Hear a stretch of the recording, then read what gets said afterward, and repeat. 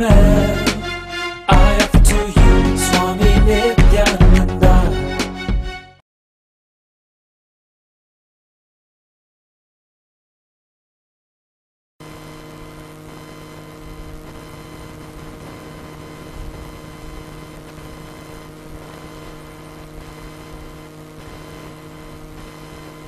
सदाशिवसमारम्भां शङ्कराचार्यमध्यमाम् अस्मदाचार्यपर्यन्तां वन्दे गुरुपरम्पराम्.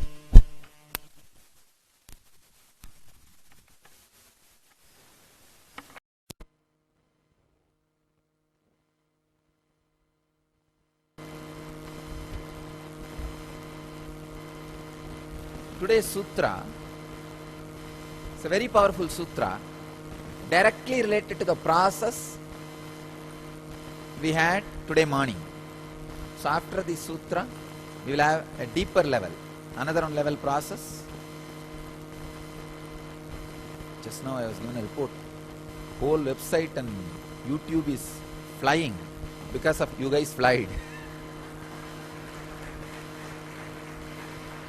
Just 2-3 photos and maybe 25 seconds of video clip was uploaded. That's all. Not even full 1 minute. See, what I am speaking about, that samana, I think that is 2.5 minutes, and 30 to 40 minutes of people experiencing the lifting.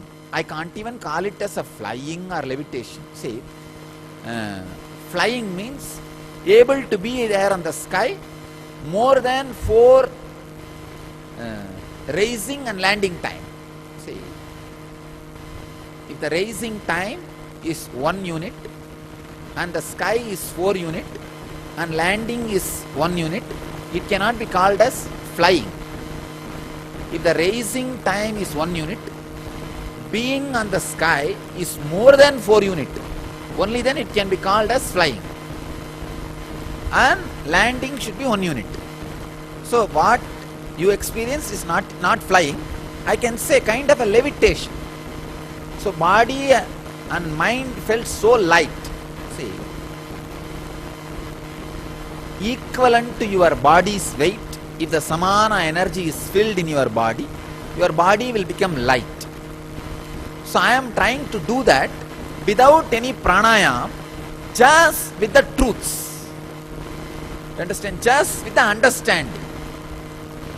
So, your whole inner space, mind becomes empty. Because mind is empty, body becomes empty. Because body is empty, physically body is empty, it starts levitating. So it is not even flying, just a levitation. And the YouTube is flying.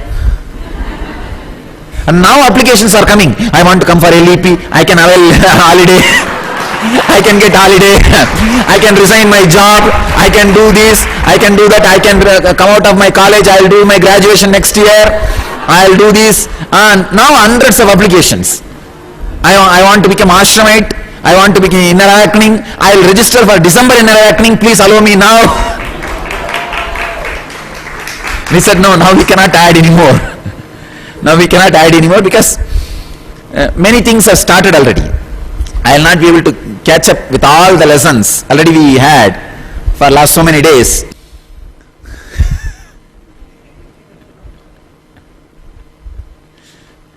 YouTube is flying. We will have today a deeper process on the same truth, conflict-free life. Today, this is the subject, conflict-free life, and the sutra is all about conflict-free life. I am telling you honestly, don't think I am putting my meaning into it. Really the sutra fell in such a way, today this became a sutra. Don't think I have some idea, I can connect with anything Any sutra maybe whatever it is, Swamiji can add meaning, don't think. Really, the sutra on which I am supposed to speak today automatically fell with this idea. I think from today morning, so many beautiful that coincident things are happening. So, let me read today's sutra. Anitya, asuchi, dukkha, anatmasu, nitya, suchi, dukkha, atmakyadi, avidya.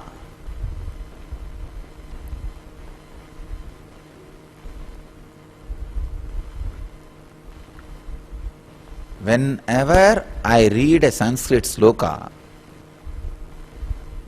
and see the translation next to it, I always feel, oh God, diamond is studded on copper. Such beautiful diamond, can't they get little gold piece to stud it and make a jewel? So each word, that sutra, is like a diamond. And the translation available next is like not even a copper, lead, simple lead. How can the diamond be studded in the lead metal and jewel can be made? So I am stuck for a few minutes how to get gold, to put that diamond and stud it and make a jewel. That is why I never use the exact translation available. See, I am not disrespecting great masters like Swami Vivekananda, Prabhavananda, Dvivedi, Satchidananda, all are giants. They all have formally studied Sanskrit and they all have translated. I am not disrespecting their ability. I am saying the inability of the English very language, not only English, any language. See, Sanskrit is created to express the great spiritual truths.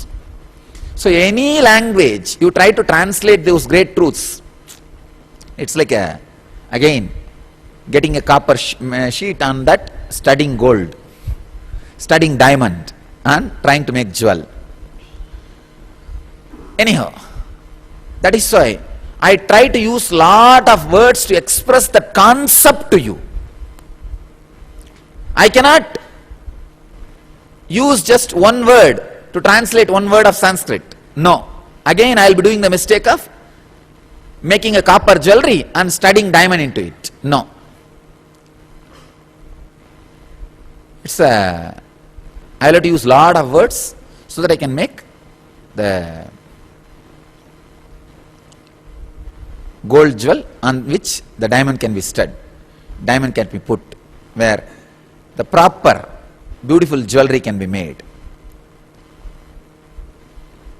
Anitya, asuchi, dukkha, anatmasu, nitya, suchi, sukha, atma, kyadihi, avidya. I'll give you the literal translation of two, three masters. Then I'll try to give not my translation, my broad understanding.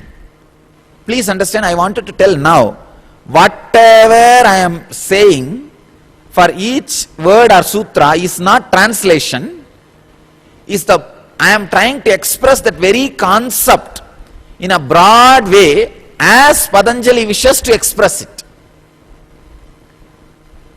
From the Patanjali's very consciousness. So the literal translation is, ignorance is to take non-eternal, the impure, the painful and the non-self for what is eternal, the pure, the happy and the Atman or self. This is Vivekananda's translation. And Satchidananda's translation. Ignorance is regarding the impermanent as permanent, the impure as pure, the painful as pleasant and the non-self as the self. Dvivedi, he translates as ignorance is taking the non-eternal, impure, evil and non-atma to be eternal, pure, good and atma.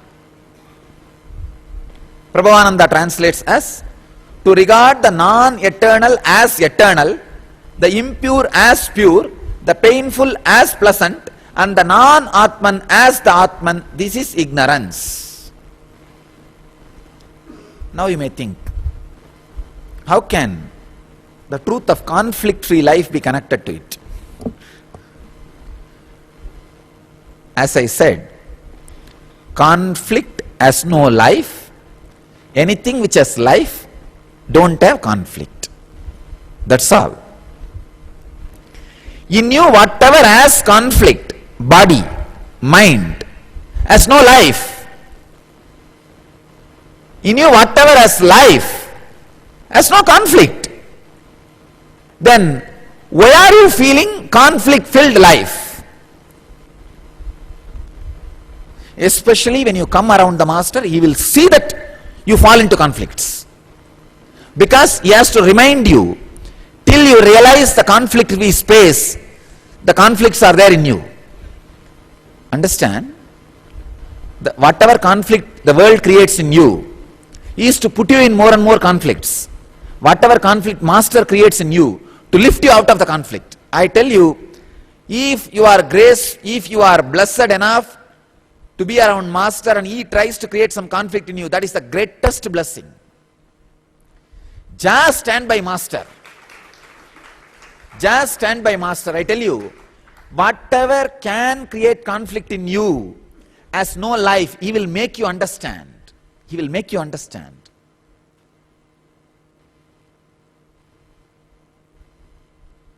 Whatever is life in you has no conflict. Whatever creates conflict in you has no life. Whatever has life in you has no conflict.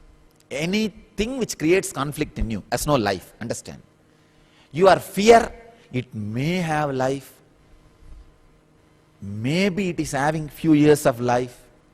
1 year life. Nothing. It has no life. It has simply no life.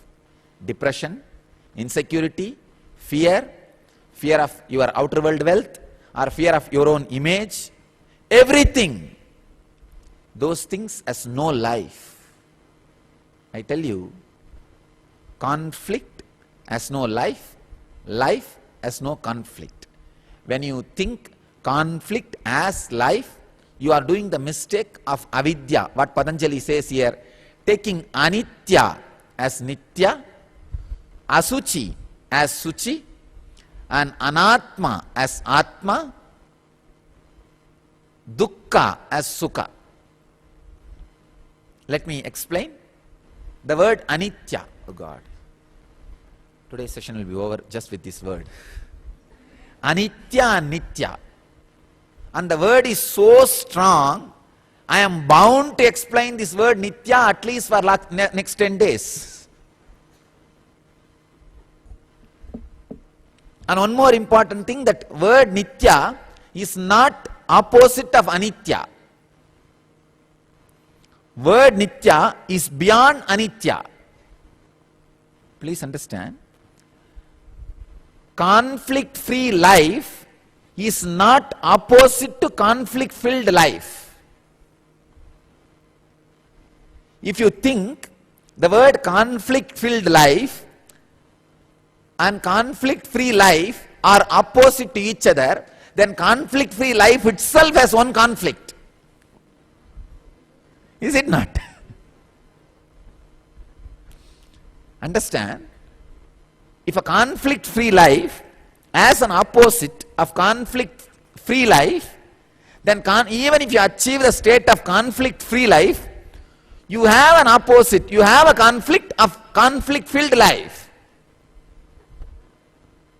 For example, now you all have a conflict-filled life. You achieve conflict-free life.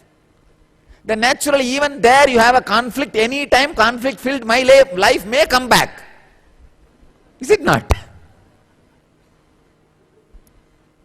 That is why I am telling you, conflict-free life is not opposite to conflict-filled life.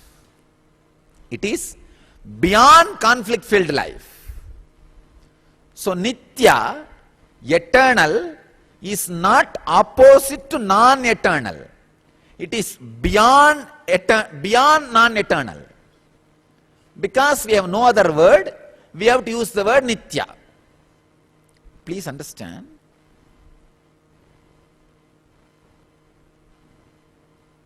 Duality, dvaita. If if you understand this one understanding, it will be really great. The opposite to Dvaita is not Advaita. It is Ekatva. It's like understand this story. In the Ganga, there is a bamboo floating. With respect to the bamboo, you say right side Ganga, left side Ganga. Suddenly, if the bamboo is lifted, can you say, now there is only one Ganga? No. You can't even say one Ganga. Ganga, that's all. How can there be one Ganga? As long as there is division, it is two. When the division is lifted completely, you can't say one Ganga. Ganga, that's all. Whatever is, that's all. It's like a left side water, right side water. When you lift the bamboo, you can't say one water. Water, that's all. You cannot say left or right. As I always say, nothing is left in the right, nothing is right in the left. This is the best thing to describe the divided brain. These guys go on dividing brain as a left brain and right brain. I always tell people, in right, nothing is left. In left, nothing is right.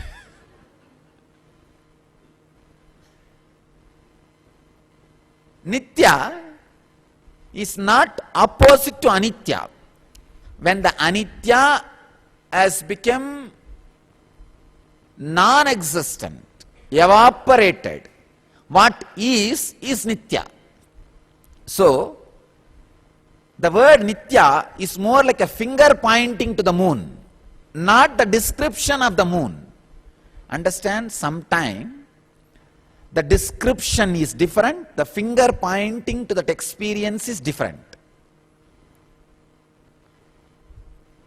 Moon means it is a planet which is in solar family. Then you can say this is a description of that planet, that graha. But here I am just doing like this, showing you the moon. Can you say this is a description of the moon? The finger pointing to the moon is not description of the moon. So, when we use the word first moon, it is like an anitya, description of a state. When I am using the word nitya, it is not description of a state, it is finger pointing to the state. Please understand the difference. That is where you need to understand clearly. The word anitya, what purpose it is used? The word nitya, what purpose this word is used?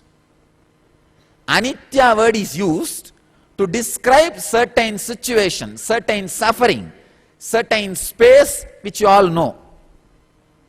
That is anitya. But nitya word is not used to describe certain space or situation or understanding or mental setup. No. Nitya word is used as a finger pointing to certain experience. What is that? We don't know. Jump, only then you know. Look, only then you know. Not otherwise. How to look? Any word which master utters is a technique to look. That is why there is a beautiful Zen stories. No tradition like Zen is able to capture the beauty of the path so beautifully.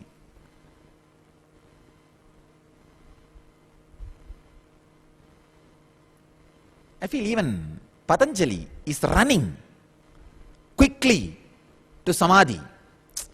So sometime you are just put some restrictions. You should not look this side and that side. That is why Patanjali is dead against Siddhis. He is the greatest master who mapped, created a clear GPS for Siddhis, but he is very clear. putting some restrictions for you, so that you will not get diverted. You will run to the goal. But Zen fellows, unimaginable masters.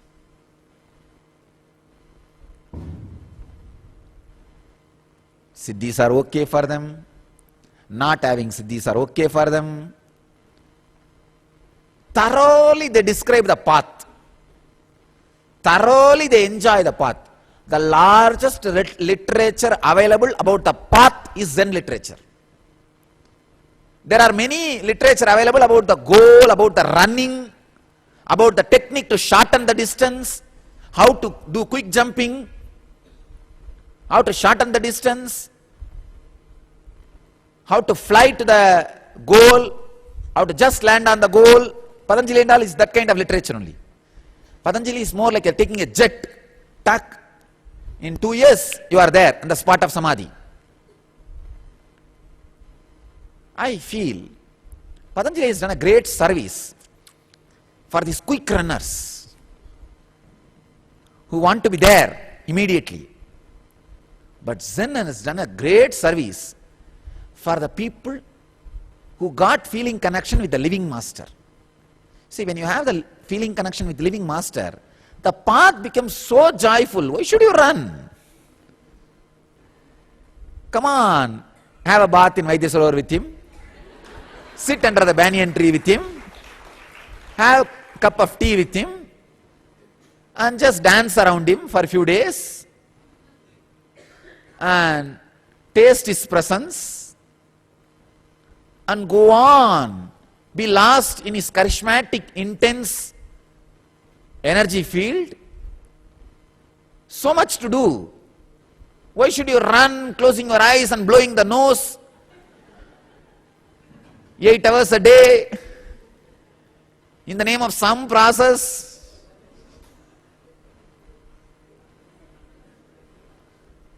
Patanjali is that kind of person, productive, very appealing for modern day men, especially for corporate people. That is why Patanjali appeals more to the doing civilization. All doing civilizations, Patanjali appeals more than Buddha, than Zen. Because Zen literature is the largest available literature, talks about the path. If you are not fortunate enough to have the feeling connection with the living master, or not fortunate enough to have the spouse also to have feeling connection with the living master, or some reason which is not letting you to be around living master, then Patanjali is path for you. Because your path is going to be dry, dull, how many days you can be alone, sitting and blowing your nose.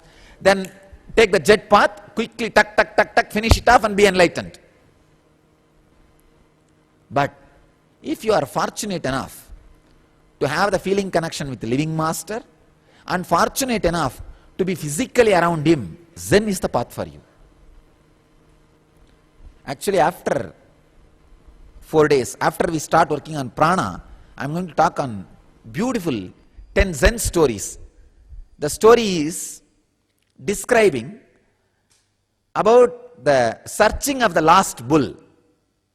Very beautiful 10 stories, Zen stories. You can say 10 paintings. It is not even story, 10 paintings. Many great masters, even Osho has spoken on it. I came to know about these 10 paintings from Osho's discourses only. But many masters like Suzuki, many masters have expressed very beautifully. I have read just 4 or 5 understanding about the 10 Zen paintings. I'll start speaking on it. Zen has beautiful stories about this difference between the conflict-filled life and conflict-free life. The anitya and nitya. Just this one word, nitya. I can go on expressing from each tradition what they express about this word nitya.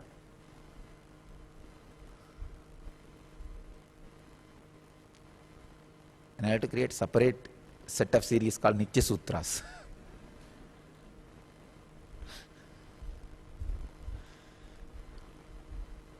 Very beautiful Zen story. One child, maybe 10, 11-year-old child, was brought up by Zen master personally. He himself brought up that child. Fortunate are the kids who had the fortune of being around the master in the young age and being brought up by him.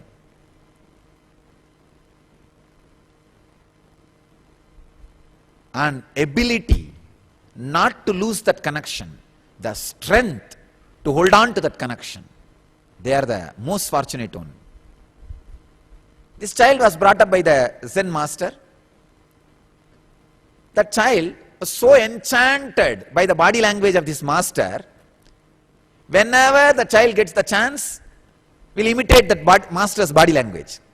Imitating exactly how he behaves, how he walks, how he dances, how he does things. So that master has one kind of a habit. Whenever he expresses a point, he will do like this. He will just show his thumb. That is his kind of a body language, unique thing. So this child will imitate that again and again, making fun of him. Blessed are those who make fun of master and master takes it lightly. See what a sweet space, you see. You can tease him and he takes it lightly. What an unimaginable space this child must be enjoying. So one day, master was giving a very serious discourse. Very serious, very intense, strong process. And 10,000 Buddhas, sannyasis are sitting in front of him. And the intense process is going on. And he gives an initiation of a Mahavagya, a strong word, just today morning. That one word, that's all. I could see the whole crowd caught the meaning of the word. I did not explain at all. Morning when I gave him a message, conflict-free life, I did not explain that word. Just I uttered. I saw the whole crowd, every face lit up. Means your heart caught it. Wow. That is Mahavagya, deliverance of Mahavagya, initiation. So, this guy is very serious, very intense, and he is giving a Mahavagya. The moment he initiated, gave the Mahavagya, he did the same thing usual. Come on, tuck. Just to show, we won. And this child, without understanding the seriousness of the situation, standing behind him, did the same imitation. Same imitation at that serious moment. And all the Buddhas are just melting in his presence. And that great Mahavagya is getting transmitted. And they are all just indrawn, deeply meditative. Just imagine, I am giving you that ultimate initiation on Abhaya, and one child is standing next behind me and imitating my body language. How it look?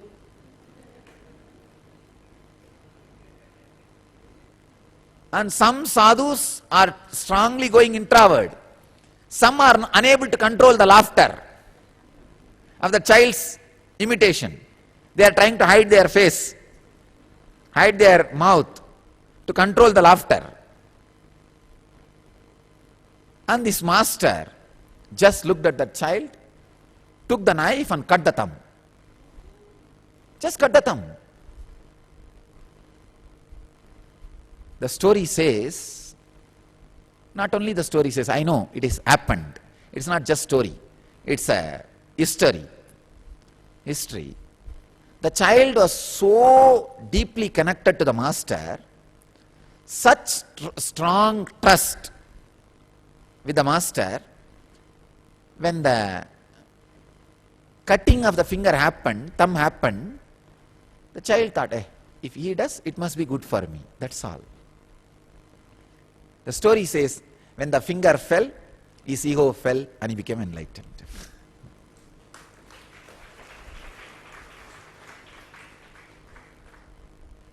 The ability to stand with the master, unimaginable. Ability to stand with the master.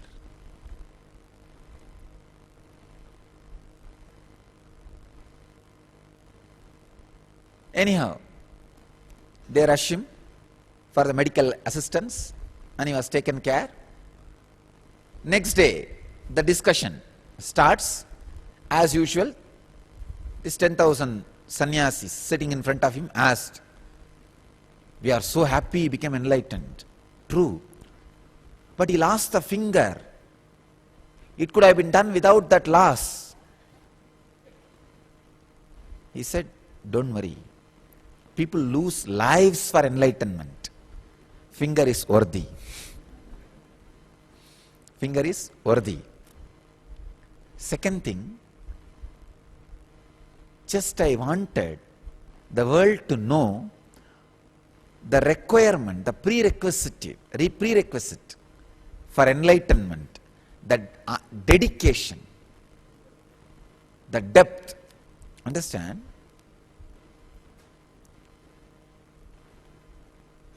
His very body is being hurt. Very body is being hurt. But if he does, it is good for me. He knows what is good for me much more than I know. I tell you, it can happen only in kids. That's the reason I had this small Gurukul, so that the kids can grow around me. Of course, I am not saying all kids will have that kind of a strength, but the possibility with the kids is more. When they grow, that kind of strong trust to happen.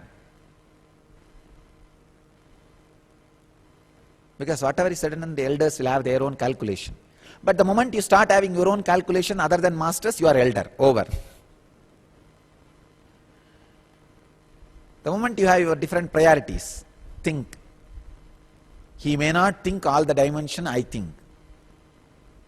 Or I know what is good for me, then he knows. Done. The possibility is over. But this child retained that possibility. That's one thing. Second, master also wanted to express, if that possibility, that trust is there, how simple sharing the enlightenment. See, one finger being lost is nothing. Millions of people lose their parts of their body every day in some accident or in disease. One guy losing one finger for enlightenment is nothing wrong. It's worth praise. Worth price.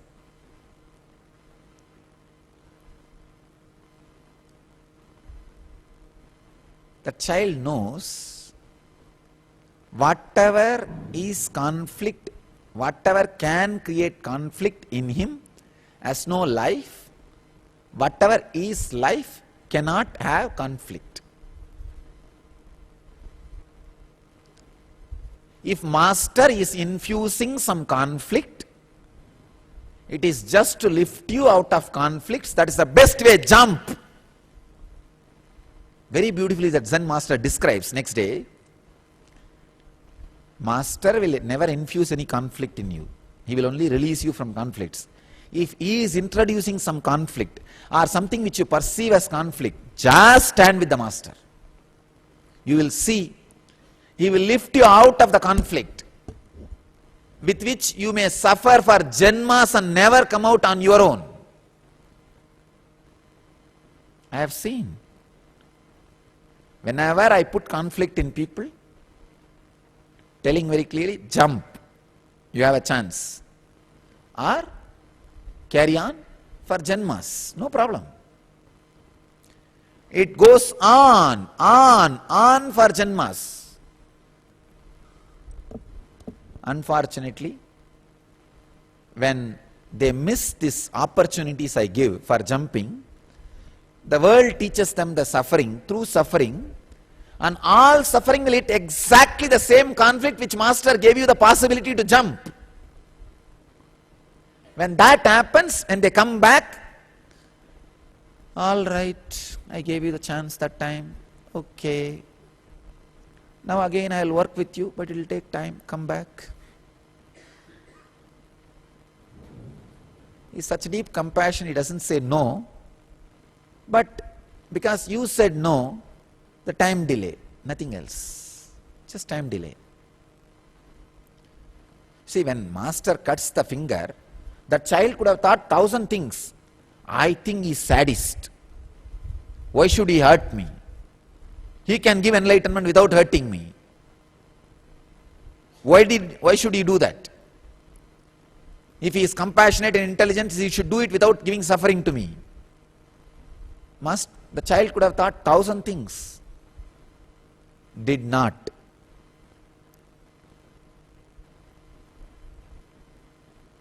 Master says very beautifully, the child's ability to take the opportunity of the conflict invoked by Master. Understand?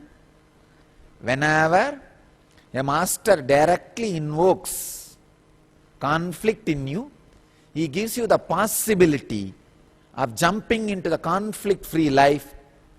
He gives you the possibility. He shows you the conflict with which you are constantly suffering, which will take janmas for you to jump.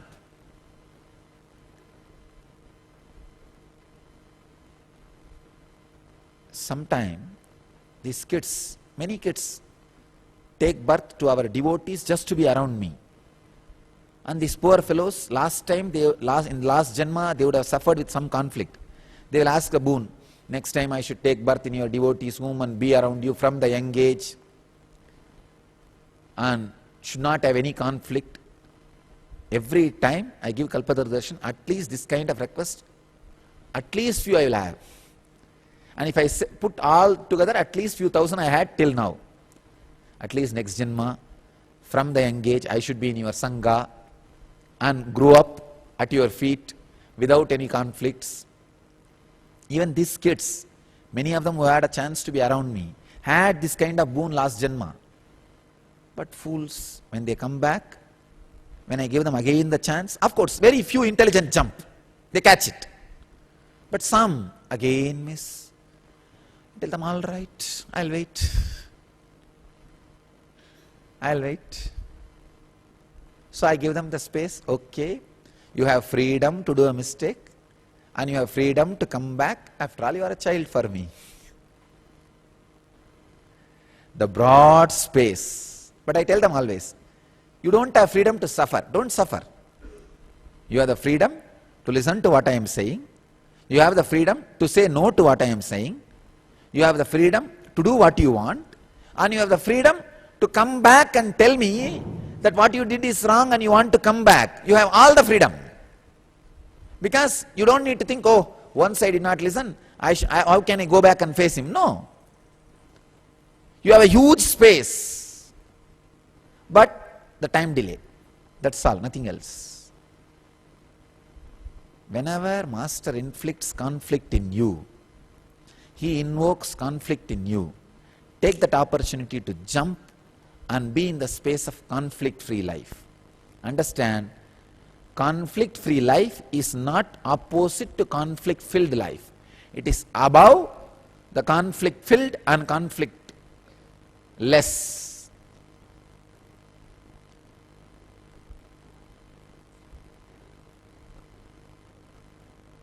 Nitya is above Anitya and non-Anitya. It is the word used to describe I can say, that's what, finger pointing to the moon. Not a word describing a situation. Anitya is a word describing the experience. Nitya is the finger pointing to the moon. So when the finger pointing to the moon is seen by you, you should just see the moon. Don't think this is the description of the moon and catch the finger and sometime bite it. No. No. So, thinking anitya as nitya is conflict. Thinking life as conflict or conflict as life. Thinking life as conflict or conflict has life is ignorance. Be very clear. If you have any conflict internally, remember very clearly it has no life. Whether it is your fear, anger, lust, greed, suffering, anything you have inside which is creating conflict. When you look inside, there may be something creating conflict. So look and be very clear, it has no life. So anything which has life has no conflict. Thinking avidya as vidya, anitya as nitya is ignorance. The second step, asuchi as suchi. This word asuchi need to be understood. Impure, please understand. Impure is not just a physical, it is more of mental. The most unfortunate thing with impure is, it will not even let you know you are impure when it is in the mind. That is where the problem is. Your whole logic will be in such chaos. That is why reading books and practicing and achieving enlightenment becomes impossible. When you get into that impure logic, you see, when you read book, one book says one, another one book says another one. And one book says be compassionate and put up with everything. Other book says be courageous and break everything. So this is what getting into the impure logic. Then how to find out which is pure and which is impure? The master's instruction to you is the scale. Initiation is the scale to hold on to the purity. But the problem is, when you have conflict with the master's word itself, suspect the master's initiation and have impure logic, nothing can be done. Done. Done. That's why they say, if you have suspicion about the Brahma, Vishnu, Rudra, you can save yourself by holding Guru. But if you start doubting the Guru, or unable to hold on to the Guru, now what is the way to find out pure and impure? No way. Because already your logic is so chaotic. Chaos. That is why no book, no word, no ordinary lectures can lead to the purity.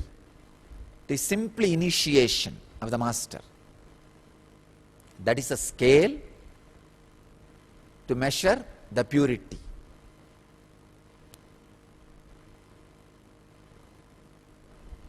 Asuchi, the impurity, you see, impurity in the body will be seen very clearly.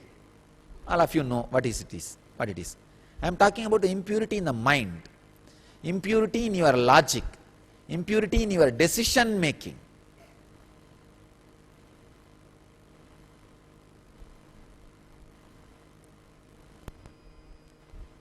Asuchi.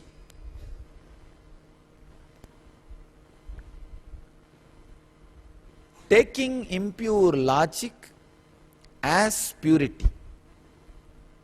If your logic says you will have suffering and some fear, if master says go into it, never ever bother, just hold on to master and go into it. Because if you hold on to your impure logic, it will keep you under its control forever. And it will go on damaging your inner space. If you listen to the master and walk through it, you will suddenly realize that conflict has no life. I tell you really, only once I went to the prison and came out. Suddenly the idea or fear of the prison, whatever was taught to me from the young age, especially in India, the fear and the prison and the police is almost like a hell. I did not find anything. Of course, I am not interested in going there again. That is different. But I am saying, suddenly I realized it has no life. Of course, because of my enlightenment, there was no suffering, that is different. But even ordinarily, the amount, you see, always people tell, oh, what people will talk, the abusal, social name and fame, so many things. After all, I am living in a society with a big organization. We need to bother about society and their ideas, their opinions. But somehow, I went through this fire of abusal. But that's all. Conflict has no life. I tell you, you cannot go through any more conflict, even 1% of the conflict I am supposed to go through during this candle. I tell you, I went through and did this 100% so that I can tell you, anything can happen in your life is only less than 1% of what I went through.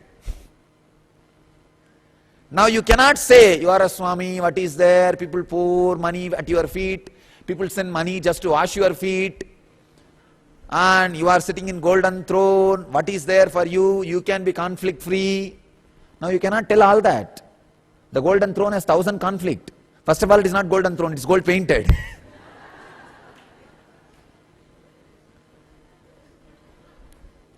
And people pour money to wash the feet. Only as long as what they want gets fulfilled. The moment it gets delayed, they pull the same feet. Now what to do? So after going through all the things of washing and pulling, I am telling you, conflict has no life. From my experience. So now, my experience as a authenticity of experience. See, earlier also my teachings had an authenticity of the spiritual experience. Now my teachings has an authenticity of the social experience. So your logic cannot question my teachings at all. I went through this whole thing so that your logic will just shut and go through the process. Go through the teachings and get into the enlightenment. Now your logic cannot suspect the strength of my words. It cannot say, no. He has never seen suffering in his life. From the young age, he just lived a happy life. So he can go on say, life is great, life has no conflict, conflict has no life. All this he can go on. He can tell all this fairy tale. He can go on selling heaven. He can go on describing the world in poetic romance. Now you cannot tell that. I have seen everything. I have seen to its extreme. You cannot see more than 1% in your life. Even if you do all possible mistakes in your life, whatever you can commit, even then you cannot see 1% of what abuse I went through.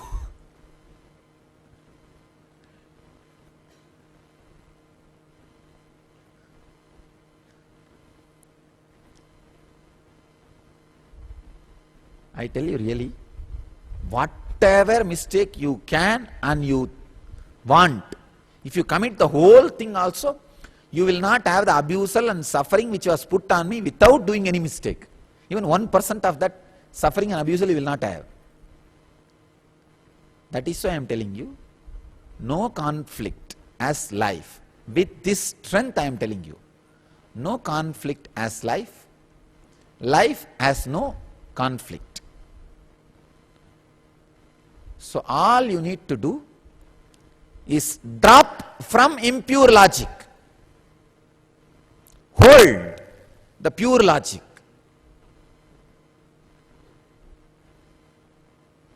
The master, the living master, is the purest form of logic. Purest form of logic.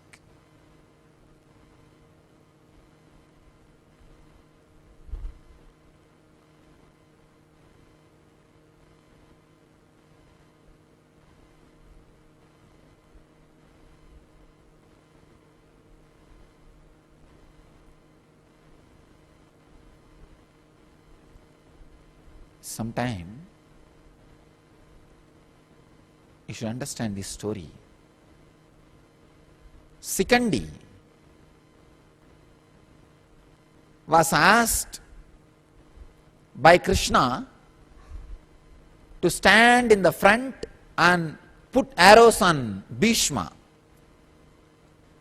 For a moment Sikandi thought, Bhishma did not do anything wrong to me. Why is this Krishna asking me to finish Bhishma? But only Krishna knows Sikandi took birth just to destroy Bhishma, because in the past Janma he accumulated some karma which can be exhausted only by destroying Bhishma.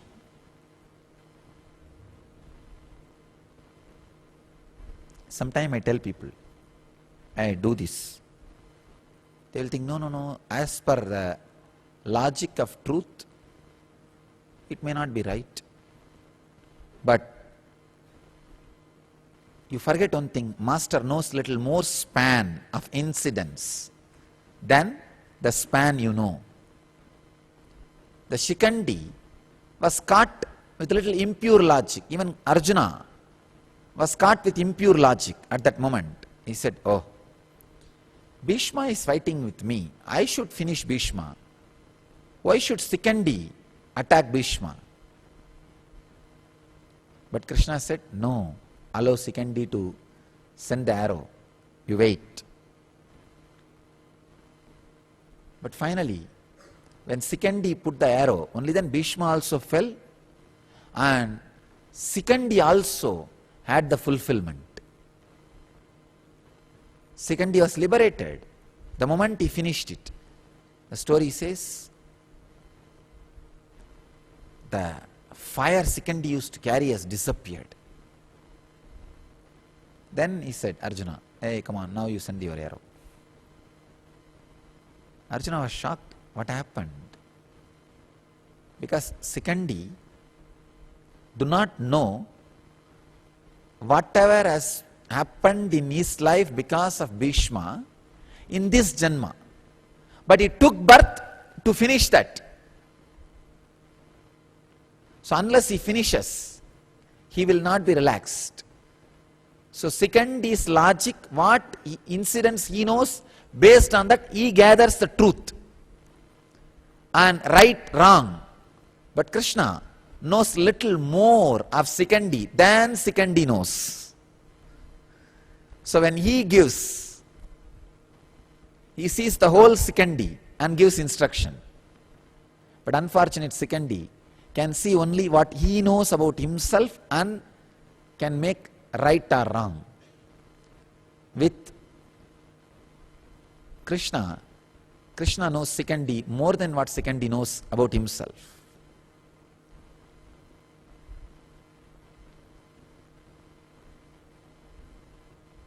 Impure logic means making decisions based on what you know about you. The pure logic means making decisions what is you. That only master knows. What is you, not what you know about you as you.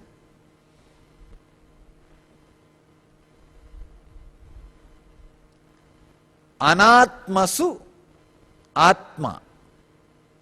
Mistaking Anatma, non-soul as soul. Anatma as Atma.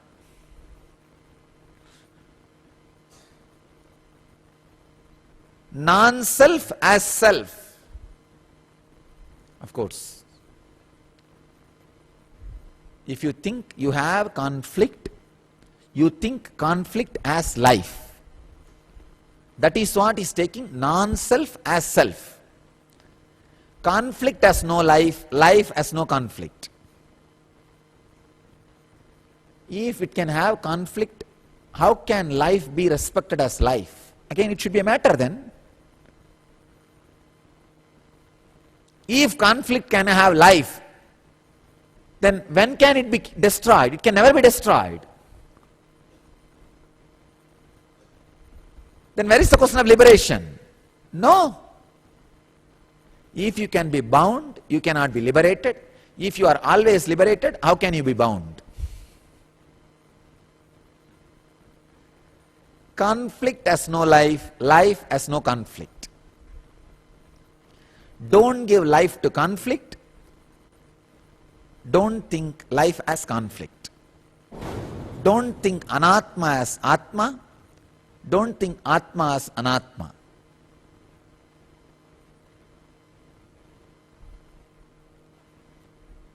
Mistaking non-eternal as eternal, impure as pure, non-self as self,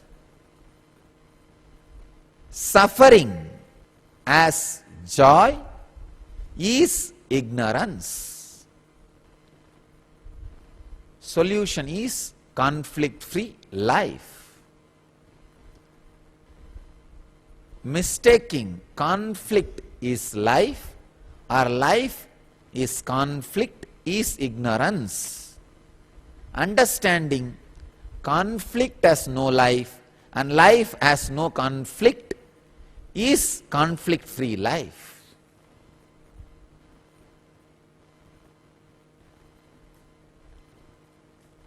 Let you all have conflict-free life. Usually I always bless, let you all have eternal bliss. If at some point, for a change, if people ask me, just for a change, variety, can you use any other word to replace that blessing, Swamiji? Then I may use this word, let you all have conflict-free life. Thank you.